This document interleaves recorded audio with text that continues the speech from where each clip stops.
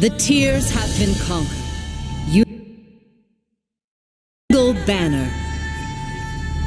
Your edict brings devastation and ruin to the Northern Empire.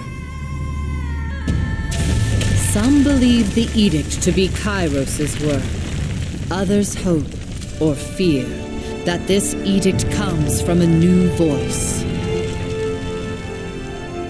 Kairos' forces withdraw from their march upon the Tears, as they are sent into disarray by your edict. United under the Scarlet Banner, the Tearsmen are reborn as your loyal servants, bound to you by fear and shared victory. The Overlord's conquest of the known world has come to a halt, and the whisper of a challenger to Kairos' power slowly spreads throughout the land.